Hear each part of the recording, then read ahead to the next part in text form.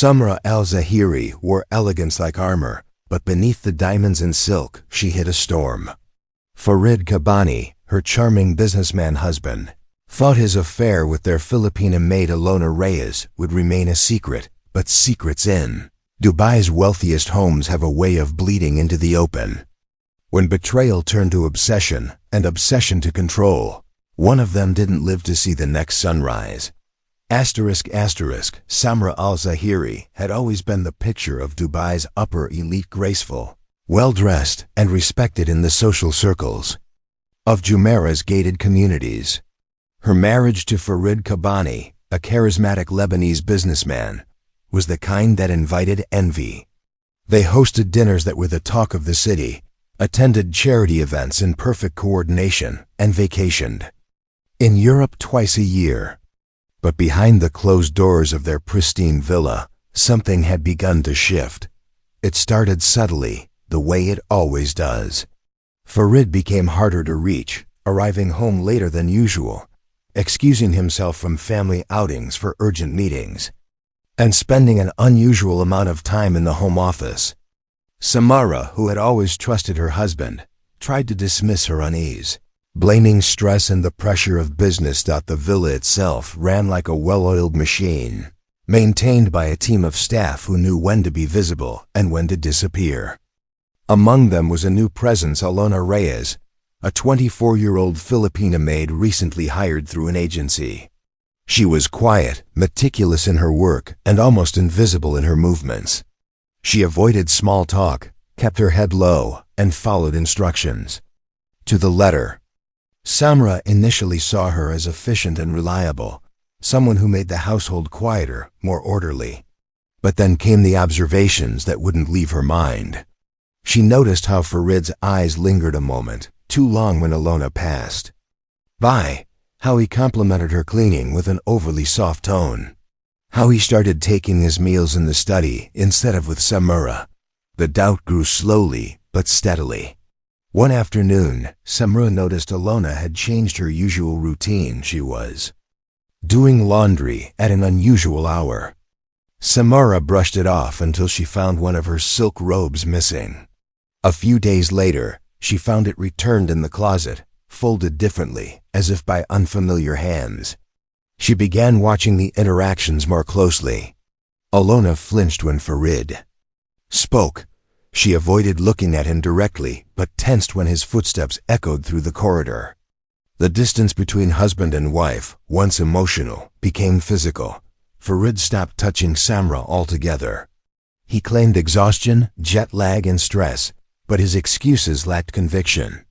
Samera's instincts whispered truths she didn't want to believe. One night, unable to sleep, she reviewed her home security camera footage to check when a delivery package had arrived. She fast-forwarded past the entrance feed but paused when she saw Farid slipping quietly into the guest wing, where Alona's quarters were located. The timestamp read 1:07 a.m. The next night, it happened again. And again, 3 days later. Each time, around the same hour. He stayed for 15, sometimes 20 minutes. Once, he left buttoning his shirt. The shock left her numb. She didn't cry, she didn't scream.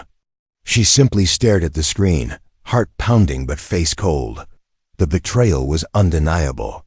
But more than heartbreak, it was humiliation that filled her chest.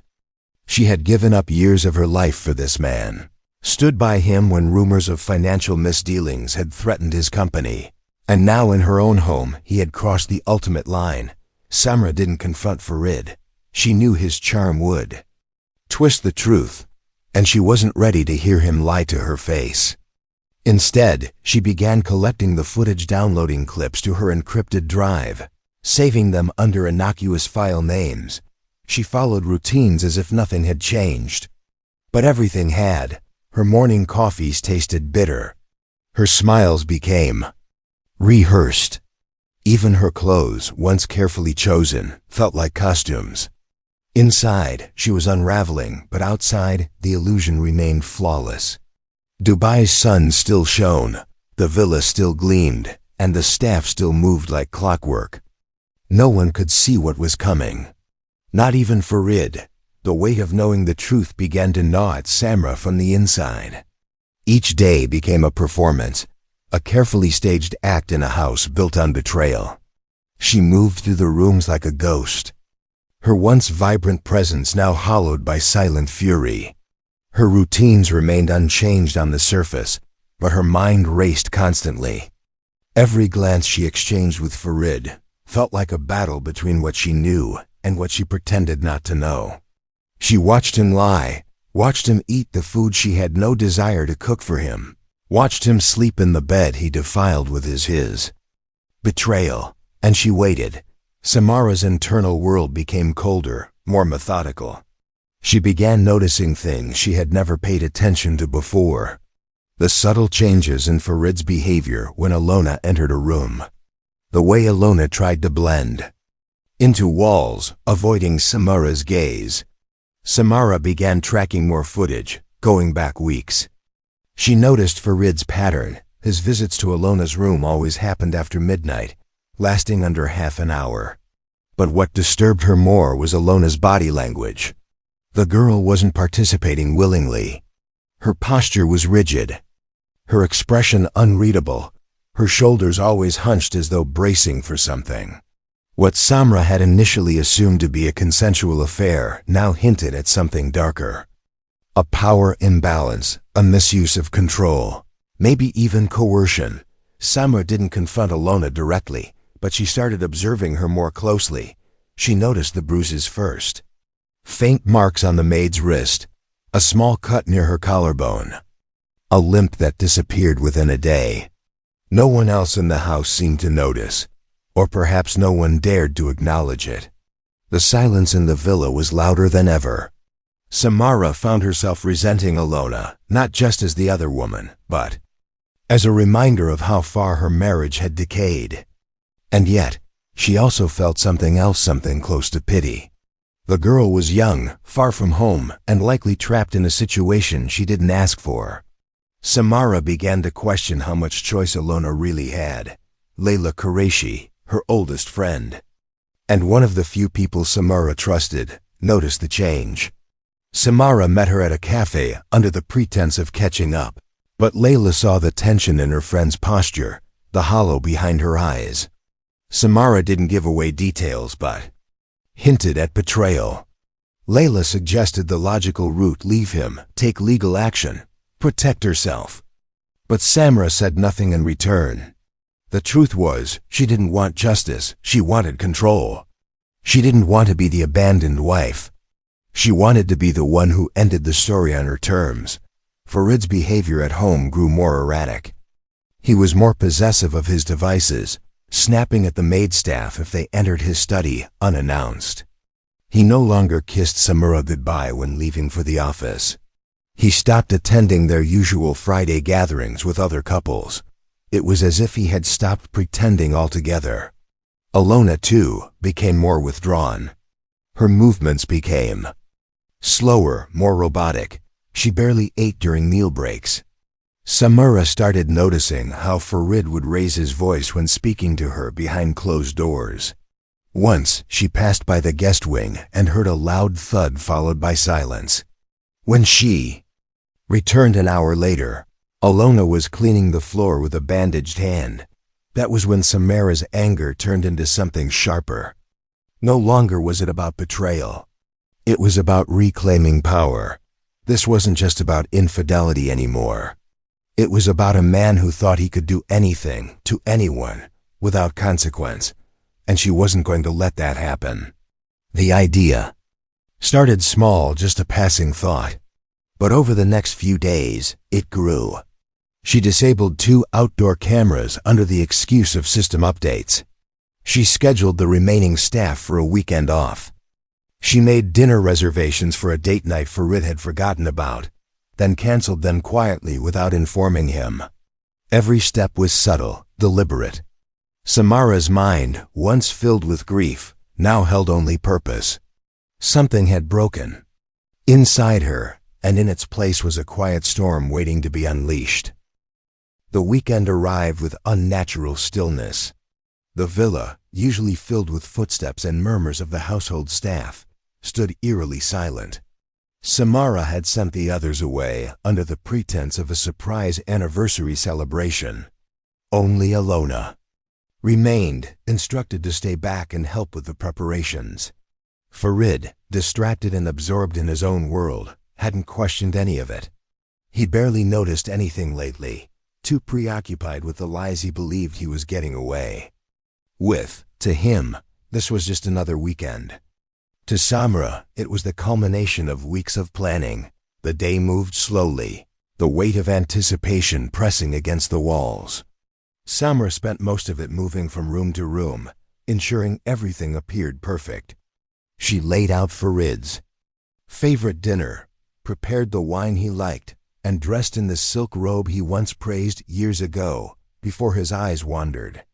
As evening fell, golden light filtered into the garden, casting long shadows over the marble tiles. Farid arrived home around sunset, his demeanor casual, even smug. He looked at the set table with faint surprise and made a sarcastic comment about Samera's sudden romantic gesture. She simply smiled, a rehearsed expression that hid everything beneath. Dinner was quiet. Farid ate like nothing was wrong. Alona, as instructed, served the meal and disappeared into the kitchen. Her eyes were distant, her movements stiff. The air was heavy with tension, but no one acknowledged it.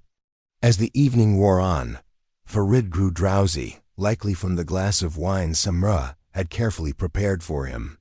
She watched him yawn, his body growing heavier, slower. It wasn't enough to knock him out, just enough to dull his senses. When he eventually rose from the table, muttering about stepping outside for air, Samera followed silently. The garden was their private space. A place once filled with laughter and shared dreams, now the stage for what was to come.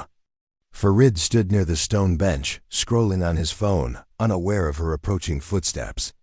Samera paused for a moment, her heart beat loud in her ears. She thought about the footage, about Alona's bruises, about the months of deception, and about the life she had sacrificed for a man who threw it away so carelessly. What happened next was fast. Samera picked up the garden statue, small, heavy, a decorative piece that had been in their yard for years. She didn't hesitate. The first blow caught Farid off guard. He stumbled, dropped his phone, and turned in confusion. The second blow came harder, with more rage. He collapsed against the bench, a pool of red quickly forming beneath him. Samera stood over his body, breathing hard, her hands trembling but her mind clear. There was no screaming, no chaos, just silence. Inside, Alona had heard something. She rushed to the garden and froze at the sight. Her scream shattered the stillness. Samera turned, startled but composed.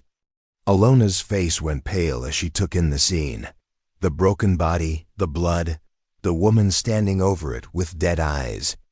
She backed away in fear, but before she could flee, she slipped on the wet marble and struck her head against the garden wall. Samera rushed to her side, not out of concern, but necessity. Alona lay unconscious, a thin trail of blood near her temple. Samera acted quickly. She dragged Alona inside, cleaned visible blood, and placed a cold cloth on her head. Then she dialed the emergency number, her voice calm, controlled. She told the dispatcher she had woken up to screams, found her husband injured, and the maid collapsed nearby. Within minutes, police and paramedics arrived. Farid was declared dead at the scene. Alona, barely conscious, was rushed to the hospital. To outsiders, it looked like a tragic, unexplained accident. A home invasion gone wrong, or maybe an emotional outburst between husband and maid. Samera played her part well. Her tears looked real. Her confusion was believable. But in her heart, she knew the truth. For the first time in months, she felt peace, not the kind that came from healing, but the cold calm of knowing the monster in her home would never harm anyone again. Alona Reyes woke up in a hospital bed 2 days after the incident, her head bandaged, memories fragmented. The nurses spoke softly around her, and a police officer waited quietly outside her room. At first, everything felt like a dream: flashes of blood, the echo of screams, the crushing weight of something terrifying. But then came the fear. The realization that Farid Qabbani was dead and that she had been found unconscious near his body. Her head throbbed, but it was nothing compared to the anxiety pressing against her chest. She didn't know what Samera had told the police. She didn't know what the cameras had captured, or if they had captured anything at all. Detective Hadi Ramez had been working with Dubai's Criminal Investigations Department for over 15 years, and something about this case didn't sit right with him. On paper, it looked like an unfortunate domestic tragedy: an employer dead, a maid traumatized, and a wife distraught. But during his first conversation with Samera, he noticed her eyes. They weren't red from crying. They were sharp, focused, too composed for a woman who had just lost her husband under violent circumstances. She recounted the night calmly, explaining she had been asleep when she heard a scream from the garden. She claimed to have found Farid bleeding and Alona unconscious. No mention of a struggle, no theories offered. Just a blank face and a neat timeline. The security camera system was the next thing Hadi reviewed. He immediately found something unusual. 2 cameras had gone offline for a period of exactly 95 minutes the night of the incident. One pointed toward the back garden, and the other near the hallway leading to the guest wing. Samera explained it away as a system error, but the timing was too perfect. He also noticed Farid's phone had been damaged beyond use. Dropped during the attack. Its screen shattered. The data couldn't be retrieved immediately, and the device was sent for digital recovery. Meanwhile, Alona remained under observation. 3 days later, she asked to speak to the detective. Her voice was barely above a whisper as she tried to describe what she remembered. It was all fragmented: a heated voice, a cry, a heavy object being lifted. She remembered stepping into the garden, seeing Farid collapsed, and then darkness. Hadi asked if she saw anyone else. After a pause, Alona said one word: "Madam." Her statement was tentative, confused, but enough to widen the scope of the investigation. Hadi returned to the villa, asking for access to more footage and household logs. He reviewed the past month's data and found that Samera had accessed the security system repeatedly, far more than any homeowner typically did. He also found that she had made multiple attempts to download and archive video files. This wasn't behavior driven by curiosity or routine surveillance. It was methodical. Then came the forensic report. The angle and force of the blows that killed Farid were consistent with someone of Samera's height and build, not Alona's. The blood spatter also suggested the attacker had stood over the victim, not in a panic, but with calculated force. No foreign fingerprints were found on the murder weapon, just smudges that appeared wiped. As the evidence began to form a clear picture, the digital forensic team managed to recover some files from Farid's damaged phone. Among them were explicit texts and voicemails exchanged between him and a contact labeled simply as A. The messages confirmed not just the affair, but revealed Farid's possessive nature. In one message, he warned the woman not to speak to anyone about their relationship. Others hinted at manipulation, threats, and guilt. The A in question was Alona. Hadi took this to confirm that Farid had crossed more lines than just adultery. The maid had likely been coerced or emotionally trapped, a victim herself. Combined with Alona's testimony and the inconsistencies in Samera's account, it became clear that this wasn't a random incident. It was a carefully staged act. The killer hadn't panicked. The killer had waited. The killer had chosen. A warrant was prepared. What started as a tragedy was now officially a murder case. And Samera Al Zahiri, once the grieving widow, was now the primary suspect. News of Samera Al Zahiri's arrest sent shockwaves through the upscale neighborhoods of Dubai. A woman once admired for her grace and composure was now paraded through headlines as a suspect in her husband's brutal murder. The story drew widespread attention: an elite household, an affair with a young maid, and a death staged to look like a tragic accident. But beneath the headlines, the truth was even darker and more layered. Samera, now in custody, showed no signs of panic. Her silence wasn't born of fear. It was calculation. She refused to answer questions without her lawyer present, maintained an expression of cold calm during interrogation, and denied all accusations. She claimed to have discovered the scene as she described before. According to her, Farid and Alona must have had some altercation that ended fatally. She insisted she played no part in it. But the evidence disagreed. Digital records showed she had turned off the security cameras before the murder. Her fingerprints matched the base of the garden statue that had gone missing from its pedestal. Trace blood was found under her fingernails. And the sequence of events, pieced together from multiple sources, pointed directly at her. More damning was the psychological profile built by detectives. Samera had the motive, the opportunity, and the control to execute a plan and cover it up without panic. She was methodical, emotionally restrained, and meticulous in detail. But even in court, her demeanor remained emotionless. She listened as prosecutors laid out the timeline, presented Alona's recovered memory, and introduced digital messages showing Farid's emotional abuse of both women. Alona Reyes, still under protective care, took the stand during the trial. Her voice was soft, but her testimony was powerful.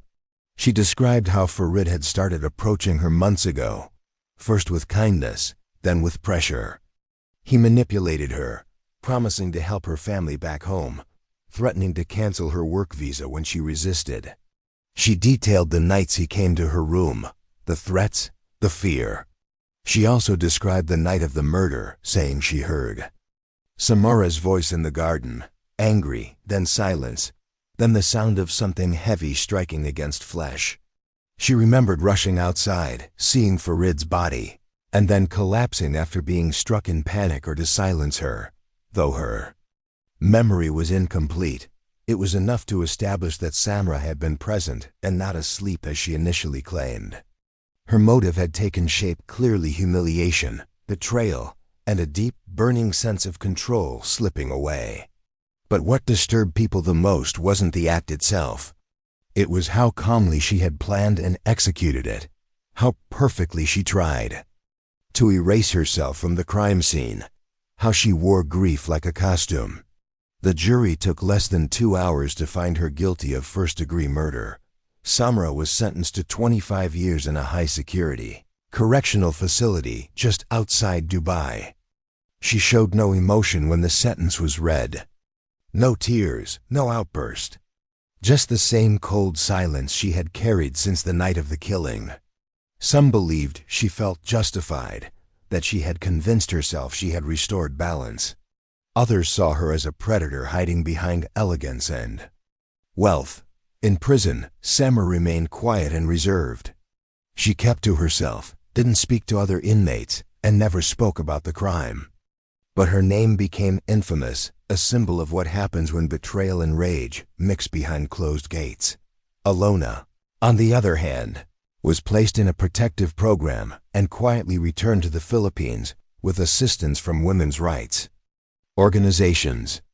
She left the country quietly, never speaking to the media. She carried trauma, but she also carried the strength of having survived not just one predator, but the haunting grip of silence and wealth. The villa where it all happened was later sold, its new owners unaware of what the marble floors once witnessed. What had looked like the perfect life was in truth a silent war zone. Behind the curtain of luxury, a wife, a husband, and a maid had played out a deadly story, one that ended not with justice or peace, but with scars that would never fully heal.